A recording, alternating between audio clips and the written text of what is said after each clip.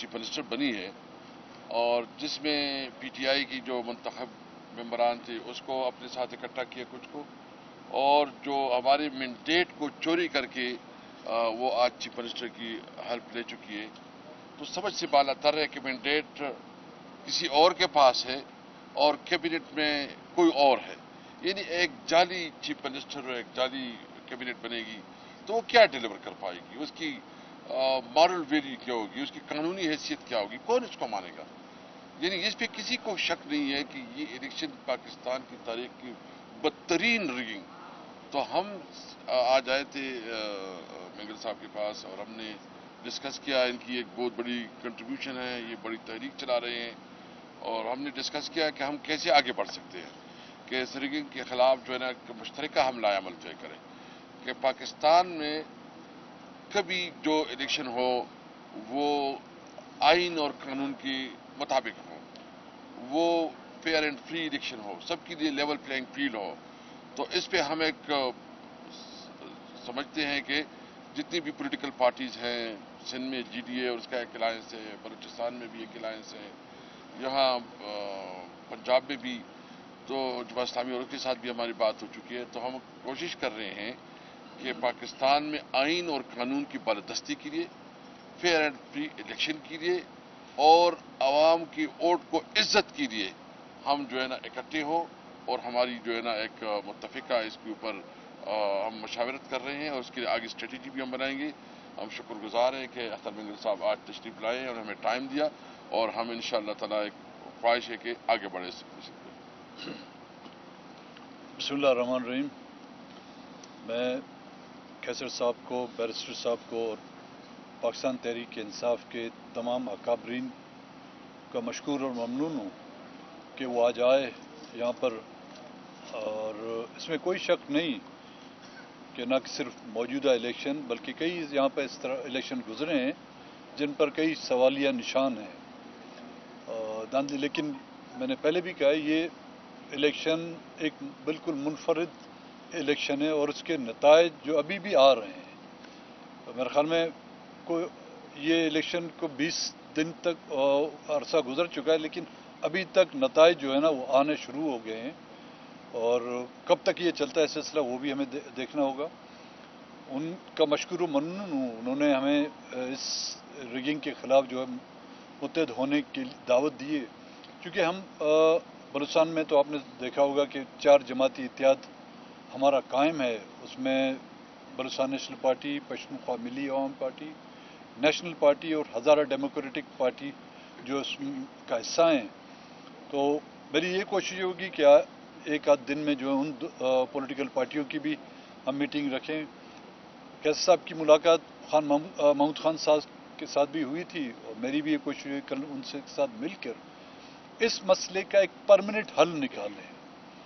اور ہم سمجھتے ہیں کہ صرف پین ریلیف یا پین کلر سے جو ہے نا یہ مسئلہ حل نہیں ہوگا. اس کے لیے ایک جنرل سرجری تو آپ سمجھ رہے ہوں گے، ایک جنرل سرجری کی ضرورت ہوگی جس سے جا کے اس جو ایک مرض ہے اس کا خاتمہ ہو سکے گا. اور اس میں کوئی شک نہیں کہ جب تک کہ یہاں پر آئین کی بالادستی نہیں ہوتی، آئین کی حکمرانی نہیں ہوتی اور جمہوریت انداز میں یہاں پر لوگوں کو ان کے حق کے رائے دہی کا اختیار نہیں ہوتا، یہ ملک آگے چلنے کی بجائے وہ پیچھے جائے گا. تو میں آخر میں ان تمام پاکستان تحریک انصاف کے دوستوں کا، ان کے اکابرین کا شکر گزار ہوں. اور انشاءاللہ ہم سمجھتے ہیں کہ اگر ہم نے یہ طے کر لیا، ہم نے یہ فیصلہ کر لیا، تمام وہ پولیٹیکل پارٹیاں جو اس الیکشن کو، اس سے پہلے کے الیکشن کو جو ہے نا وہ سمجھتے ہیں کہ وہ عوام کی منشا اور عوام کی رائے کے مطابق ان کے نتائج نہیں آئے ہیں، اس بات پر متفق ہو جاتے ہیں تو ہم کوئی نہ کوئی راستہ نکال سکیں گے. بڑی مہربانی. اچھا سر، حیدر شرازی جیو نیوز سے یہ بتائیے کہ ویسے یہ اس طرح شکوہ بھی بلوچستان کے رہنماؤں کا اکثر یا وہاں کے جو نوجوان ہیں زیادہ کرتے ہیں کہ جس وقت دیگر سیاسی جماعتوں کو مسائل ہوتے ہیں تب وہ بلوچستان کی سیاسی قیادت کے ساتھ رابطہ کرتے ہیں، جب بلوچستان کے لوگوں کے مسئلہ ہو تو تب وہ ان کے ساتھ رابطہ نہیں کرتے. تو یہ اپنے مفاد یا اپنے مشکل جس وقت آئے تب تو یہ احساس ہوتا ہے کہ بلوچستان کے بھی کسی قیادت سے رابطہ کیا جائے. اس روش کے حوالے سے کیا کہیں گے؟ دیکھیے میں بتاؤں نا، یہ بیان کرتے ہیں بلوچستان کے بچے جو ہیں. نہیں، آپ کی بات ٹھیک ہے کہ بلوچستان کی بہت محرومیاں ہیں اور مختلف اوقات پہ یہ اپنا نقطۂ نظر پیش بھی کرتے ہیں، اور ہم نے جب حکومت میں تھے تو سردار صاحب بیٹھے ہیں کہ ہم نے بلوچستان کے حوالے سے ایک اسپیشل کمیٹی بنائی تھی، پھر ہمارا ٹائم نہیں رہا، لیکن جو ہم نے اس وقت رابطے کی، ہم نے سندھ سے بھی رابطے کیے، ہم نے پنجاب سے بھی تمام پارٹیوں کے ساتھ کیے، اور ہم چاہتے ہیں یہ سارا پاکستان ہے، بلوچستان، سندھ، خیبر پختونخوا، پنجاب، اس کی سارا جو اس کا نام پاکستان ہے. تو ہم یہ سمجھتے ہیں کہ جہاں بھی ہو وہاں ہر جگہ قانون کی حکمرانی ہو. یہ ملک جو ہے نا تب آگے جا سکتا ہے، تب یہ ملک ترقی کر سکتا ہے جب اس ملک میں جو ہے نا آئین کی بالادستی ہو، قانون کی حکمرانی ہو. اور خاص کر جو الیکشن کے حوالے سے یہ عوام کا مینڈیٹ ہے کہ وہ اپنی لیڈرشپ چنے. یہ عوام کو اختیار ملتا ہے کہ وہ اپنے لیے جو ہے نا منتخب کرے کون اس کی جو ہے نا قیادت کرے گا. کسی کو یہ اختیار نہیں ہے کہ بند کمروں میں بیٹھ کے وہ فیصلے کرے. کسی کو میں آپ سے پوچھتا ہوں کہ جو ابھی قومی اسمبلی میں حلف لیں گے یا حکومت بنائیں گے، یعنی ہمارا دعویٰ یہ ہے کہ فارم 45 کے مطابق ہماری 180 سیٹیں بنتی ہیں، وہ ہم سے چھینی گئی ہے. ہماری جو ہے نا اسپیشل سیٹ ہمیں نہیں دی جا رہی ہے. تو اس صورتحال میں کیا یہ عوام کی مینڈیٹ پہ ڈاکہ نہیں ہے؟ میں میاں نواز شریف صاحب سے پوچھنا چاہتا ہوں کہ جو آپ تحریک چلایا کرتے تھے کہ ووٹ کو عزت تو ووٹ کا عزت کہاں گیا؟ مطلب یہ ہم جو ہے نا ایک اپنا قانونی جنگ لڑ رہے ہیں، آئین اور قانون کی ہم جو ہمارا ایک پرامن جدوجہد ہے قانون کے اندر ہے، اور یہ ہمارا حق ہے اور یہ ہمارا آئین ہمیں حق دیتا ہے. سردار صاحب ایک سوال آپ سے اور ایک اسد صاحب آپ سے. سردار صاحب یہ آپ نے جنرل سرجری کی بات کی، تو جنرل نے سرجری کر کے تو 2018 کی چھوٹی سرجری صحیح، لیکن 2018 کے انتخابات کروائے، ان کے اوپر بھی سوالیہ نشان تھے. پھر وقت گزرا، آپ لوگ ان کے ساتھ تھے، پھر جنرل انٹری ہوئی، پھر آپ لوگ چھوڑ گئے، پھر اگلے 16 ماہ آ گیا، اب اس سے بڑی سرجری ہو گئی ہے. اب آپ کون سی سرجری چاہتے ہیں؟ اور اسد صاحب آپ اسپیکر ہوتے تو کیا آپ صدر صاحب کی طرف سے اجلاس بلانے اور مخصوص سیٹوں کے آنے کا انتظار کرتے؟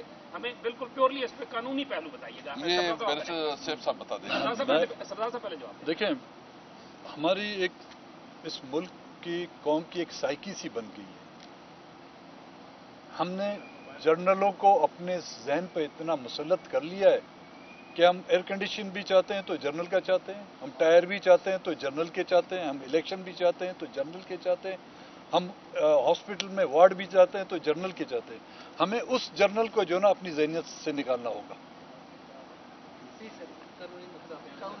قانونی نقطہ اگر اسد کیسر صاحب اسپیکر ہوتے تو ہم اسمبلی کا اجلاس تب بلاتے جب اسمبلی مکمل طور پر کانسٹیٹیوٹ ہو جاتی، تمام سیٹیں ریزرو سیٹوں کا بھی فیصلہ ہو جاتا، اور آئین کے تحت یہ پریزیڈنٹ کا اختیار ہے کہ اسمبلی کا اجلاس بلائے. اسپیکر کے پاس بظاہر کوئی اختیار نہیں ہے، تو ہم آئین اور قانون کے مطابق فیصلہ کرتے ہیں. تھینک یو جی. شیراز ایک منٹ سے سوال لے لیں، لاسٹ سوال لے لیں سر. شیراز ایک منٹ سے، آپ یہاں پر آئے تھے، مسنگ پرسن کا ایک جنرل ایشو ہے، ان کو لے کر آپ نے یہاں پر احتجاج بھی کیا. اس کے بعد ہم دیکھتے ہیں کہ مہران بلوچ یہاں پر آئی اور ان کو کاؤنٹر کرنے کے لیے شہداء فارم کی طرف سے احتجاجی مظاہرہ کیا گیا، کیمپ لگایا گیا. اب جو شہداء فارم کو لیڈ کر رہے تھے جمال رسانی، انتہائی جنگ ہے، نوجوان ہے، بچہ ہے، وہ آپ کو شکست دے چکے ہیں. اس کی بنیادی وجوہات کیا سمجھتے ہیں آپ؟ دیکھیں، شکست دو قسم کی ہوتی ہے، یا کامیابی کی بھی اقسام ہوتی ہیں. یہ دیکھنا چاہیے ہوگا کہ عوام نے کس کو ووٹ دیا اور فرشتوں نے کس کو ووٹ دیا. ہم ہمیشہ فرشتوں کی جو بلیک لسٹ میں ہوئے ہیں اور گناہ گار بھی ہیں، تو ہم نے کبھی فرشتوں سے امید توقع نہیں کی کہ وہ ہمیں ووٹ دیں گے. ماشاءاللہ انہوں نے جو کچھ یہاں پہ کیا تو میرے خیال میں ان کا تمغہ ان کو جرت کے طور پر یہ سیٹ دی گئی ہے. اسد کیسر خالیجہ خان گولڈ ٹی وی سے. سر لاسٹ میں یہ کلیریفائی کر دیں کہ پاکستان تحریک انصاف کے جو انٹرا پارٹی انتخابات ہونے جا رہے ہیں ان میں chairman P T I barrister Ali Zafar نامزد کیے گئے ہیں، بیرسٹر گوہر علی خان. اس حوالے سے تھوڑی کنفیوژن ہے. نہیں، اس حوالے سے تو میرے خیال میں کل تک فائنل ہو جائے گا، وہ میڈیا میں آ جائے گا، تو کل تک آپ ویٹ کر لیجیے. Thank you.